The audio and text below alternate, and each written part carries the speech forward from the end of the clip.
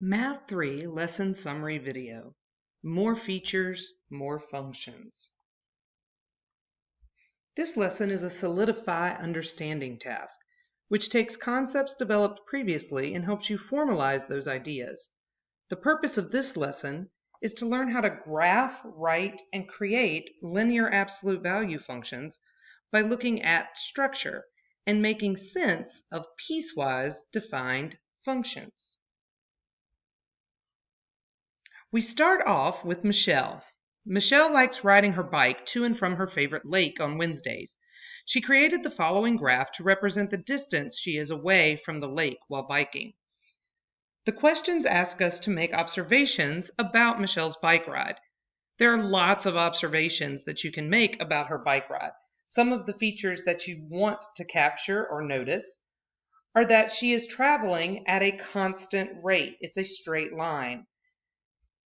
The rate that she's traveling to the lake and the rate that she's traveling from the lake happen to be the same rate. They're the same slope. However, they're opposites of each other because one is going to and one is coming from.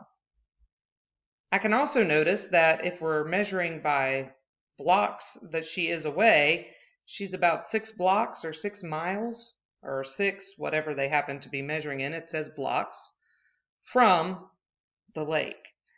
And we also noticed that it took her 3 minutes to get there and 3 minutes to get back. If we were to write a piecewise function for this situation, yesterday we discussed that piecewise functions have a certain format. So we know that we would want it to be f of x, and that would be equal to, and then we would have to use our brackets. And then we would need one equation for this piece, and we would need one equation for this piece. So if we think about that point-slope form, it did ask us to use point-slope form. So if we're using point-slope form, this first one has a slope of down 2, right 1. So it has a slope of -2. It has been shifted from 0, 0 to the right 3 and up 0. So right 3 is going to be -3 and plus 0 would be out here. If you don't want to write the plus 0, that absolutely makes sense. Also, don't forget that we have to give it a interval. You may use interval notation. You may use inequality notation. It does not matter which. She started at 0 and then this piece ended at 3. So it does look like it included 0. I don't see an open circle. So I included 0 and then I ended up down here at 3. Now for the second piece, it has a slope of up 2 over 1. So that looks like it's going to be a slope of +2. It also shifted from 0, 0 over 3 spaces. So that's going to be x minus 3 and up 0 because both of them shifted to this point. And this one's interval happens to go from 3 to 6. So when I do 3, I'm not including 3 on this one because I included 3 on this one. We just want to make sure we don't have overlapping. And then I included the 6 because it does not have an open circle there. So I included the 6. This particular piecewise function is called a linear absolute value function. Linear, straight lines. What are some of the traits that we notice about it? Again, lots of traits that you may notice. Things about linear absolute value functions. They are symmetric. You can fold them. They have a line of symmetry that goes right through the vertex. It does have constant rates of change, just opposite rates of change on either side of the line of symmetry. But this one was -2 and this one was +2. And it is a straight line, so it is a constant rate of change. And they do have a sharp vertex. It is not curved.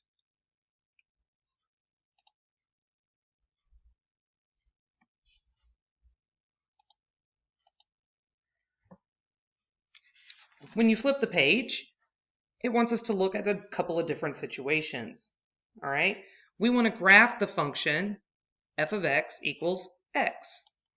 So that is the line, you know, all the points, 1, 1, 2, 2, 3, 3, 4, 4, 0, 0, negative 1, negative 1, all of these points. So if we were to connect all of those points, we would get a graph that looked something like this.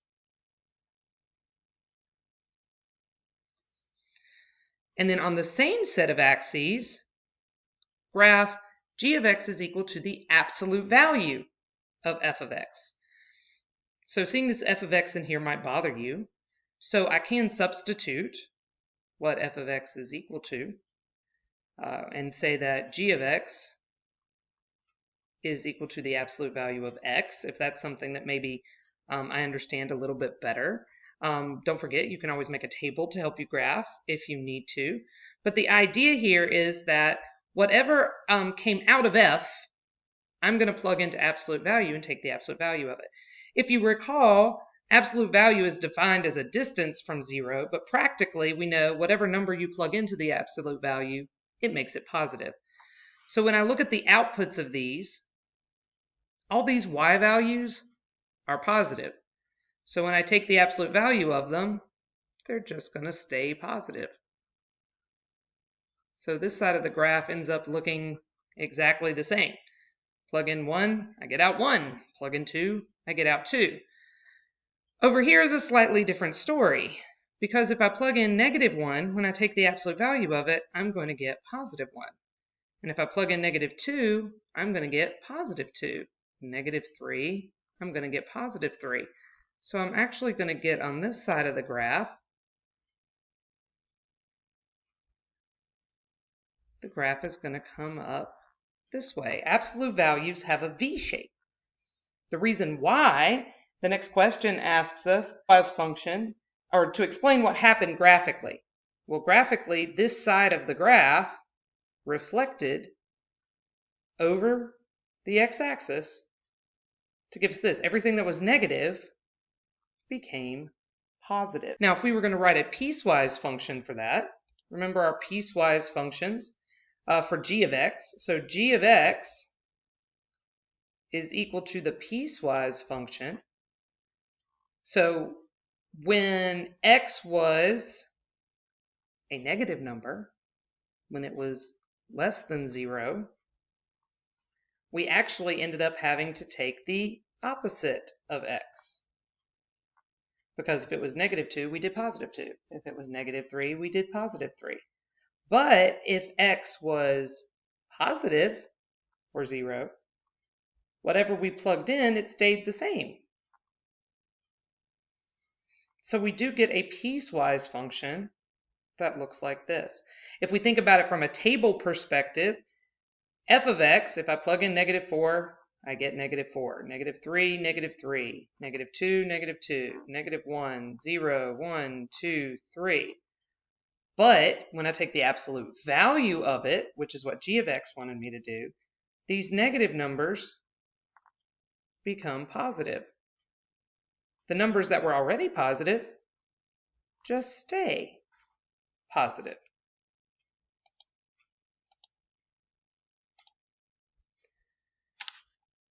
On this graph is another example of an absolute value function.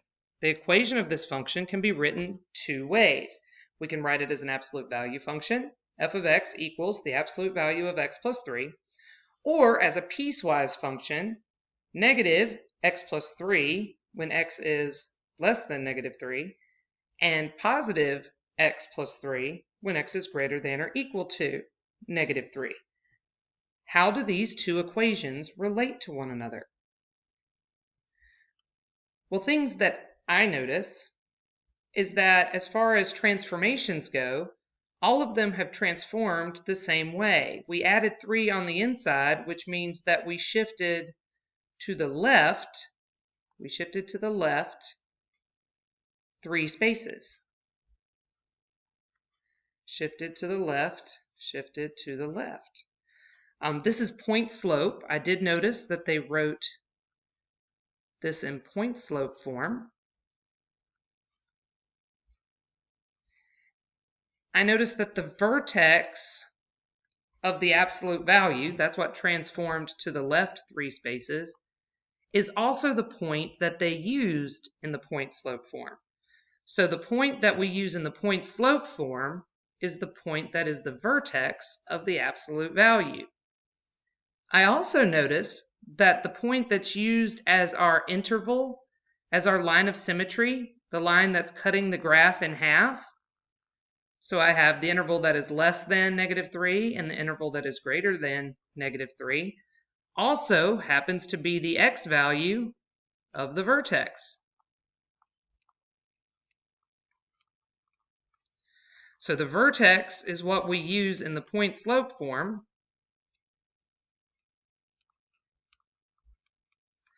I notice that the absolute value has a slope. The absolute value slope is always out front. When there's not a number there, we understand that that is the 1. And out here, we also had the understood ones. But when we break it into a piecewise function, the slope of the absolute value becomes the slopes of the piecewise, but one is positive and one is negative.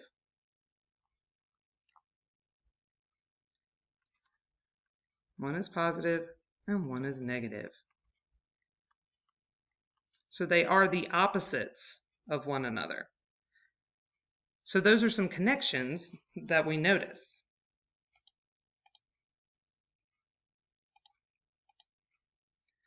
Now complete 10 through 15, using what we have discussed to connect the vertex of the absolute value function to the point-slope form of the piecewise function.